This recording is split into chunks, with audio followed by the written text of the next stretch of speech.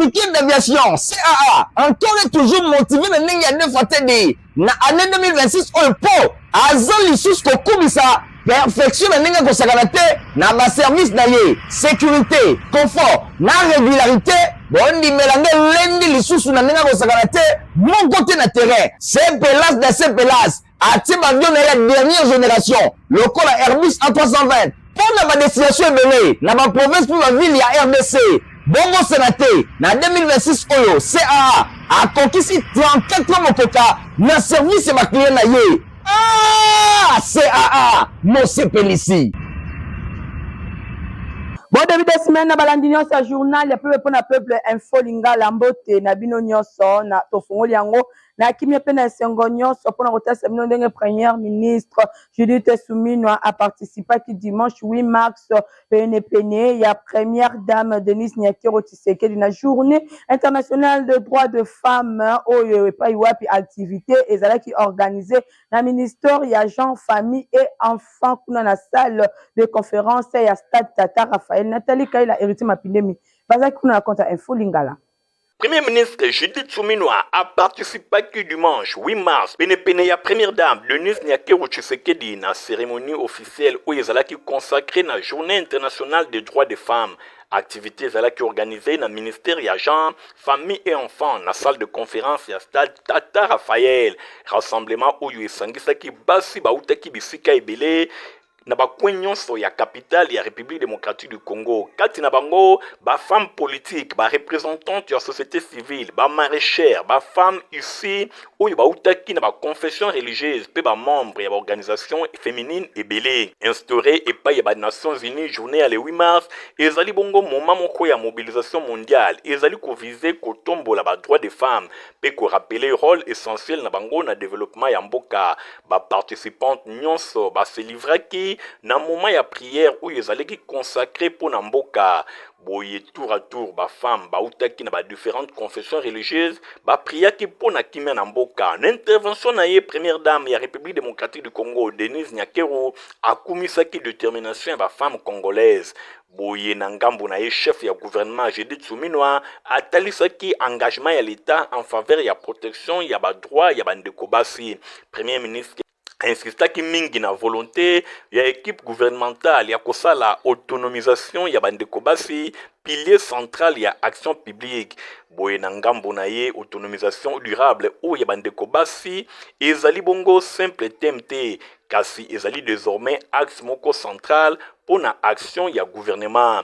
Ministre ya Jean famille et enfants Micheline Ombaye Kalama asengaki na solidarité nationale mingi penza envers bandeko basi oyo bazwami na ba territoire oyo ezali bongo occupé. Boye ba pensée nyonso esengeli ekende na este oyo bango bazali ko traverser ba moment moko difficile. Et pas ya Judith Suminwa bazali kota en avant-plan amélioration ya conditions ya bandeko basi. Premier plan oyo ya programme d'action ya gouvernement 2024-2028 bazali ko accorder attention particulière na autonomisation ya bandeko basi pe ba jeune fille pour na ko garantir femme congolaise place na ye oyo esengeli azwa na société. Première dame Denise Nyakero Tshisekedi a participé qui dimanche 8 mars na messe écuménique oyo ezalaki organisé na stade Tata Raphaël et pas ya ministère ya genre na occasion ya journée internationale de droits de femmes Stéphane Skandé. ezalaki moment ya spiritualité rare oyo emarkaki journée de célébration ya le 8 mars na République démocratique du Congo. Moment ya recueillement na stade Tata Raphaël oyo eyambaki culte écuménique oyo ezalaki organisé na ministère ya genre, famille et enfants, protestants, catholiques, musulmans.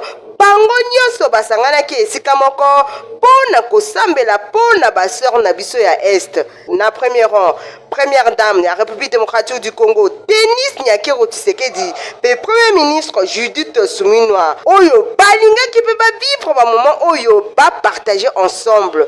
Denise Nyakero Tshisekedi a saluaki détermination à la femme congolaise. En ce jour consacré aux droits des femmes, je prends la parole avec une conscience profonde marquée par la gravité des violences que subissent de nombreuses femmes et jeunes filles de notre pays, et particulièrement dans la partie Est. Pour les nombreuses vies injustement perdues, je salue l'initiative de l'activité de ce jour, dont le format rappelle à la mémoire collective de la nation, ainsi qu'à toutes les femmes ici présentes, la nécessité de cultiver l'unité, une unité de cœur, mais aussi une unité dans la prière, afin que les stratégies que vivent aujourd'hui nos mamans, les tragédies que vivent aujourd'hui nos mamans, nos sœurs et nos jeunes filles deviennent demain un souvenir lointain. Salut qui travaille na bango, encourager bango, pe détermination bazali na yango, ko contribuer chaque jour ko parti République démocratique du Congo et zala bongo forte. Denis Nyakero Tshisekedi a continué qui na kolobake à avancer ensemble pour faire en sorte que la femme congolaise va exprimer pleinement potentialité na bango afin qu'elle va participer activement à l'avenir Yamboka. Bosimbake Thème ezalaki bongo droit garantir autonomisation durable ya femme et jeune fille. Boye bake ministre ya genre ye asisaki occasion pona kolobe la spiritualité o esengeli et s'accompagner na baction moko tangible. Ko prier pona mwasi ezali kitoko kasi ko agir pona ye eza bongo indispensable. Boye bake mo o ezali ko cacher vie pe ko accompagner espoir ya combat ezala bongo concrète. Pour la prière il y a le 8 mars et zalaki bongo na esengo synonyme ya pe bosimbake na journaux oyo basambelaki bongo pona basor na biso ya est pe ezala bongo pe président de la République Félix Antoine Tshisekedi Tshilombo. Boyebake moment ya communion oyo ezalaki bongo tient en lumière par avancée significative oyo ezalaki bongo réalisé na baane uti koleka défi etikali ya ko relever pour garantir na chaque femme et jeune fille bazala la même chance ya ko réussir pe ko épanouir. Journée internationale il y a le 8 mars et ezali bongo ko rappeler que promotion ya droit de la femme ezali kaka simple exigence morale te. Bona Denis Nyakero Tshisekedi eza pe condition essentielle pour le développement durable Yambo Cannabiso. Nation et Sengeli et progresser lokola mwasi ceux qui azali na accès à éducation, opportunités économiques, na ba espace ya ba décision. Na ukambemi ya président ya Sénat Jean-Michel Samalukonde Kengende bureau ya Sénat basangana ki weekend et l'équipe na kosolola na oyo etali bongo ba préparatif ya rentrée parlementaire ya mois de mars 2026 oyo ezalaki prévu esalema le 15 comme etombaki dimanche nde ba pousi yango le 16 mars bona na ba détail et longona héritier Mapinde. Nabokambemi Jean-Michel Samalukonde Kenge bureau ya Sénat ya République démocratique du Congo basanganaki pona ko préparer rentrée parlementaire ya mois de mars 2026 où ezali prévu le 15 mars kasi reporté le 16 mars ndenge le 15 mars ezali kokwe ya dimanche réunion présidée na président ya chambre haute ya parlement Jean-Michel Samalukonde Kenge batalaki ba grandes orientations nyonso ba travaux parlementaires ya session ya mars 2026 session où ezali accès bongo na contrôle parlementaire ba question mosusu lié la rentrée parlementaire, bureau a abordé point d'actualité lié à la sortie médiatique. Il y a deuxième vice-président du Sénat, Modeste Baatulukwebo, dans la conférence de presse le 4 mars 2026. Selon rapporteur, il y a Sénat Nefertiti Ngoudianza, bureau a précisé que na clarté nyonso et bazali kotalisa na opinion nationale et internationale que maloba oyo sénateur Baatulukwebo alobaki pour la question il y a révision tout changement il y a constitution il y a République démocratique du Congo il y a le 18 février 2006 yango ezalaki bongo na titre personnel ezali ko engager institution sénatoriale soki mokete na contexte national marqué na agression ou mboka azali victime ezali ko senga responsabilité retenue pe sens élevé ya intérêt supérieur ya nation bureau bazali koteni ko attirer attention ba sénateur nyonso pona kozwa ba parole de manière individuelle bai bana ko entretenir confusion te na opinion ndenge Nefertiti atalisaki ba rappeler que institution ya République démocratique du Congo et singeli ezala espace moko ya cohésion ya stabilité pe ya responsabilité politique à ce cadre d'expression individuelle te pour fragiliser l'unité nationale. L'intérêt supérieur na naso bureau ya Sénat azali kotalisa attachement na ye na ba idéo ya kimia unité pe souveraineté nationale défendu et par ya son excellence chef de l'État Félix Antoine Tshisekedi Tshilombo ndenge rapporteur abakisaki bosimba ke Sénat azali ko rappeler na ensemble acteurs politiques pe institutionnels ko ça la preuve ya discipline républicaine pe ya solidarité nationale. Questeur adjointe à l'Assemblée nationale, Grâce Neema, a salaki visite des travaux dans le centre culturel et artistique des pays d'Afrique centrale. Oyo ezomi bongo na commune ya Kasavubu pour na délocalisation ya plénière ya Assemblée nationale. Oyo rentrée est prévue le 15 mars. Héritier Makini. Député national, questeur adjointe à l'Assemblée nationale, honorable Grâce Neema Paininiye, à Salaki Bongo, visite de travail, week-end et l'équipe, na centre culturel et artistique du pays d'Afrique centrale, Oyo Izwami na commune ya Kasavubu, Ezali Bongo, pour na kobongisa délocalisation et plénière ya Assemblée nationale, Oyo rentrée, Ezali prévu le 15 mars 2026.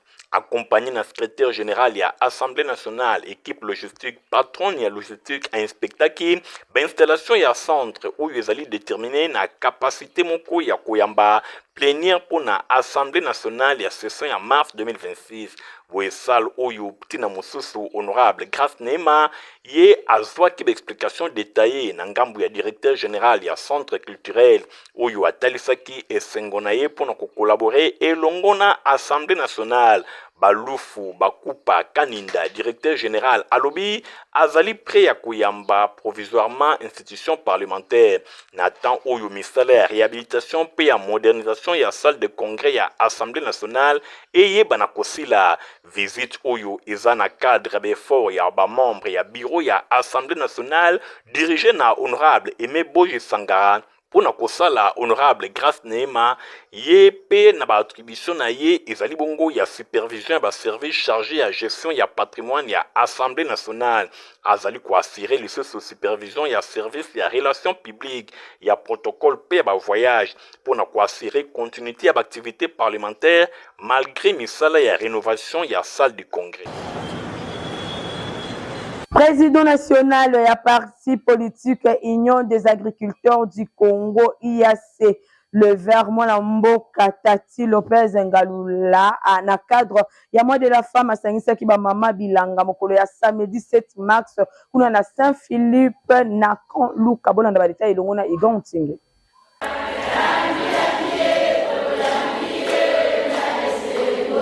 Paroisse catholique Saint-Philippe, Oyo ezwami na Kanluka, na commune ya Ngalema, et yambaki plus de 500 mamans, bazalaki bongo catégorisé, lokola bautaki na ONG, lisanga bilanga, ba mama veuve, ba mama oyo basalaka bilanga, pe bongo na bongo, bayaki ko répondre na appel ya président ya UAC, Union des agriculteurs du Congo, Tati Lopez Ngalula, boy UAC le vert, bango ba honoraki ba mama, na ndenge ya kosakana te, ezalaki bongo samedi 7 mars 2026, nyonso na cadre ya mois de la femme, esengelaki kotika ba mama ndenge wana te, bosimba ke milulu oyo ezalaki vraiment riche en couleur, président ya UAC le vert, Tati Lopez Ngalula, azwaki maloba, po na kotalisa importance ya bokutani elongo na bamama basali bilanga bamama veuve pe ba catégorie ya basi oyo bayaki ezalaki mingi po na encourager bango pe ko conscientiser moko na moko ayeba importance ya bilanga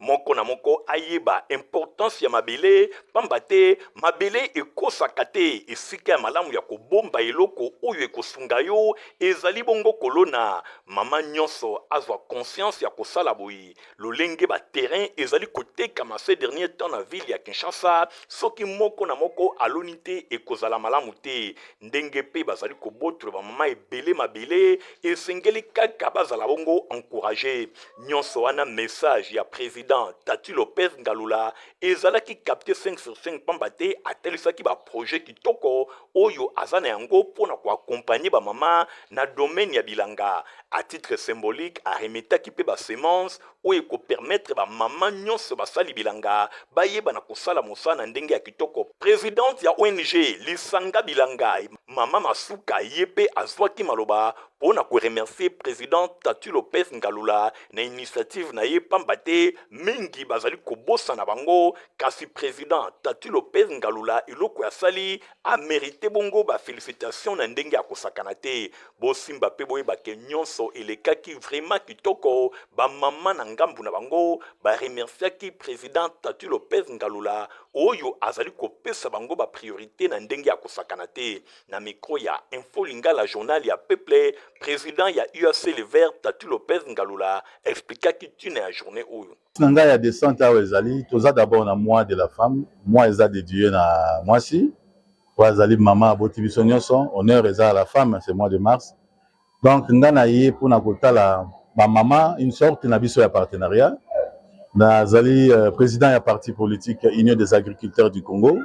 Oyezo sur la makambo ya bilanga, na kota la na ba maman ya bilanga na bateki ndunda. To sangana po to sala bisanga na biso to tambola elongo. Oui, siège à partir eza na sima station ma campagne ya ba misusu baza pe koyeba yango, mais pour l'instant te délocaliser yango, hein, il faut to informer ba autorité pour adresse à Sika.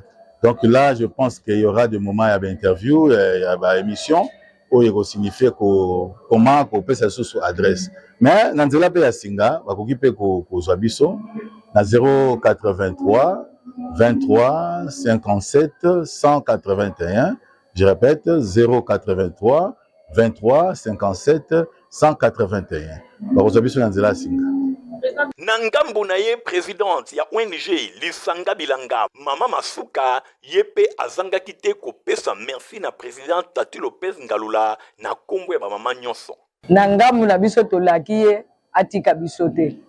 Lokola ya kabibo moyi na ye pona biso na ye na biso tokende liboso tosalisa mboka.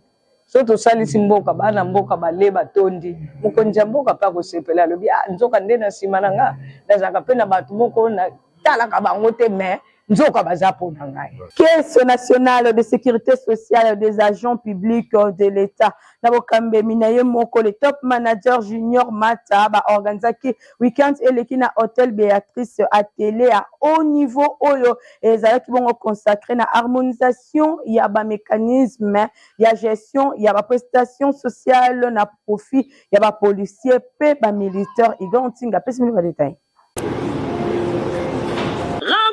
Stratégique Oyo ezalaki inscrit na vision ya président de la République, chef de l'État, son excellence Félix Antoine Tshisekedi Tshilombo, Oyo a placé réforme et administration publique pe amélioration ya ba conditions sociales, ya ba force ya défense pe ya sécurité parmi ba priorité ya action gouvernementale na ye. Atelier Oyo esangisaki ebele ya ba membre ya gouvernement Tomoni Bongo, vice-premier ministre en charge ya fonction publique, son excellence Jean-Pierre Liaou Eboa, Tomonaki pe présence ya vice-premier ministre, ministre ya intérieur sécurité pe ba affaires coutumières, son excellence Jacquemaine Chabani Louko, Bakisa pe vice-premier ministre, ministre ya défense nationale pe ancien combattant, son excellence Guy Kabombo Mwadian Vita, nyonso esalemaki na bit ya ko définir dispositif ya gestion spécifique oyo eko permettre amélioration kitoko ya coordination entre ba institution oyo ezali concerné pe offrir na ba policier pe ba militaire système moko ezala plus transparent pe mieux adapté na ba réalité professionnelle na bango na yango. Atelier oyo ezalaki constitué na étape moko importante ya consolidation na système ya sécurité sociale moderne pe inclusif capable ya ko répondre na ba attente légitime ya ba force ya défense pe ya sécurité na mabota na bango à travers initiative ya les top managers ya Sensap Tomoni Bongo Monsieur Junior Mata Melanga oyo a réaffirmé engagement na ye ya ko contribuer na construction ya système ya sécurité sociale ezala cohérent pe plus performant na droite ligne na vision ya chef de l'État oyo ezali ko viser ya ko renforcer efficacité ya l'État pe ko améliorer par condition sociale ya bato oyo bazali ko veiller mikolo nyonso pour na sécurité pe intégrité territoriale ya République démocratique du Congo. Na micro ya Info Lingala bolanda directeur ya exploitation ya Sensap mwana mboka Yannick Mavita Mukwanga. Tosangani awa na hôtel Béatrice ezalaki vraiment pour que tout harmoniser na mambetali ba outils au to gérer ba police na militaire na mambetali régime de sécurité social na Sensap. Si les années parce que biso tous déjà na ba outils ba police na militaire aujourd'hui nous pouvons dire que ça fait déjà une année vraiment qu'on mboka a décidé qui déjà à travers la loi mais aussi dans l'application dans le coco ça na Sensap. Baza déjà na Sensap. Mais il y a gérer civil, il y a gérer militaire et en remonté. Ce qui est par exemple civil à un accident Boukani, chef n'a pas réclamé la prompte. Mais les militaires et les policiers, ça entre un peu dans la sensibilité, la sécurité, la défense ou la sécurité, la sécurité.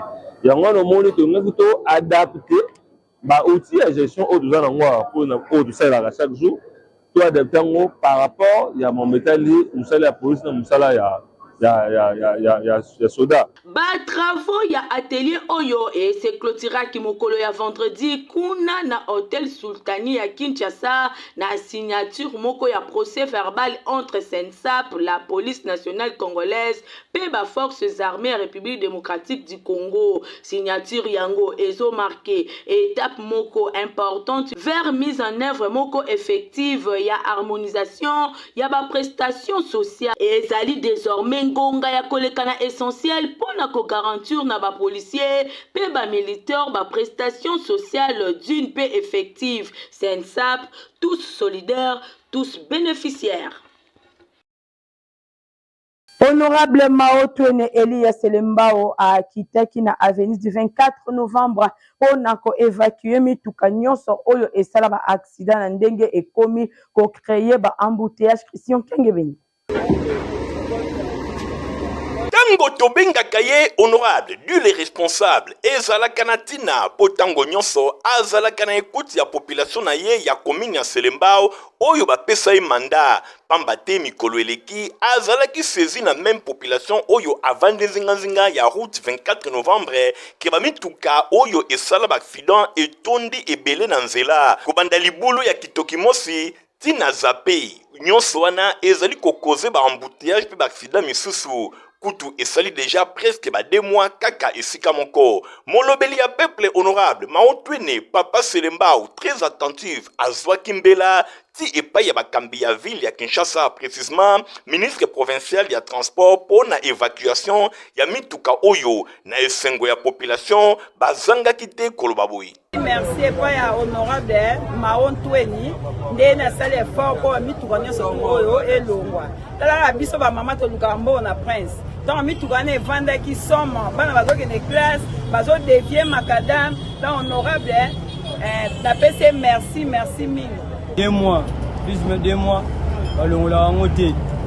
Pour tout le monde, honorable, Mao Twene, aïe, sugo le lion m'a belé, aïe, ça intervention, mon tour le en tout cas, pour na papa la biso fatigué donc, à hôtel la pour soutenir, pour na belé la biso, déjà pas député, Mao Twene, à ça l'effort pour mon tour le long. Ce qui était, mais là, à de l'homme à Kamoussus. Yemokope Papa Selembao, dit les responsables honorable Mao Twene a précisé qu'il y a un micro ya Info Lingala. Biso to onama na population on a tout représenter par on peut défendre ba intérêt na bango. Tant on a ici na problème oyo banje to ba camion les alliés abandonnés ba camion accidenté. Ils ont abandonné na balabala l'État pour ils ont créé ba boutillage. Nazaki obligé il y a se donner corps et âme, il y a une solution de passer par là et il y a comme un ministre et ministre provincial de transport on a une solution il y a bref délai et des bomoni équipe naie bazali à la place pour salam sala pour évacuer ba camion en gros on a comme mango na Bafourière. Nous avons profité de l'occasion pour remercier l'autorité compétente où il y a ville où assisté à l'évacuation, nous avons assisté à l'évacuation, il y a camion où il y a opposé, embouteillage, insécurité dans la population de Bisso, il y a Selembao. Ah oui, tala libala kitoko entre honorable Maotwene et longona population na ye ya Selembao, bazala kami balete, kaka yemoko honorable Maotwene. Pour permettre aux clients de voyager dans des conditions qui sont compagnie africaine d'aviation CA à la Moukousse à Tchili, les clients Airbus A320. Bon, ah oui, compagnie africaine d'aviation CAA, encore et toujours motivé de n'engager fatigué. Na année 2026 au po, azan lisus ko kumisa. Perfection na ko sakanate na ba service na ye, sécurité, confort, na régularité, bondi melange lendi lisusu na ko sakanate, mon côté na terrain, c'est pelas de ces pelas, ati avion na la dernière génération, le col Airbus A320, pour la destination belé, na ba province pour la ville ya RDC, bongo sénaté, na 2026 oyo, CAA a conquis 34 ans mokoka, na service ma client na ye. Ah, CAA, Mose Pelisi. Na rolemba kolo bate potiva pesa potopoto kitoko atoza mukolo yo posengeli komela ya. Potiva encore et toujours. Oyo mama bituna tuna aye bakate tirero apesa mwana ye bire. Ebe na santé kitoko boyo. Olesa ka nini? Aliaka potiva. Soka ba mama nyonso batimbe ya potiva potopoto kitoko pona ba bébé pro. Mwana na ngai depuis abanda kolia akoli boye aliaka kaka potiva. Potiva protéine vitamine énergie azama yele na classe abelaka te alembaka te. Ba mama félicitations na bokoneri bana. Potiva facile à digérer et nourrissant. Ezana protéine vitamine et énergie. Bébé na yo kitoko nyinyo esakaye. Baba ingakango santé kitoko nzoto makasi. Matemi disa mama tekisa mwana. Sukana mbimbi. Oye sukana mbimbi. Protiva pour bébé.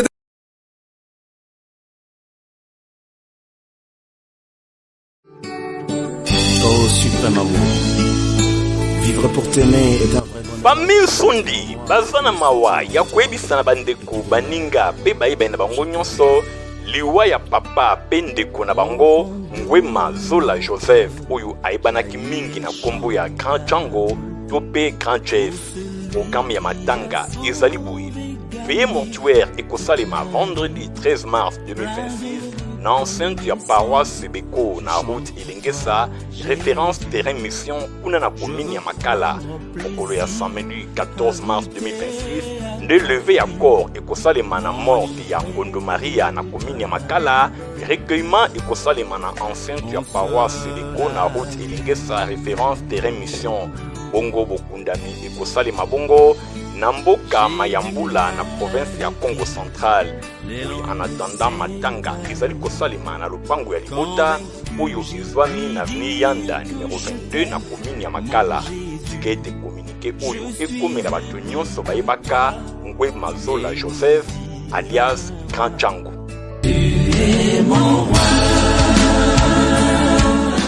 En tout cas, l'ONU n'est pas la info lingala ya lundi 9 mars 2026 yangoyo et komina suka ceux qui vous s'appellent que nombo pesa merci na Nathalie Kala Kapenda oyo azalaki na édition na sima caméra tozalaki na Igon Tingi montage Simba Makibongo na Christian Kiangebeni pe Francis Kanza loko ka journal ya peuple pour na peuple ezaka supervisé et pas ya héritier Mapile Mbandeko boti kala malam. Au revoir.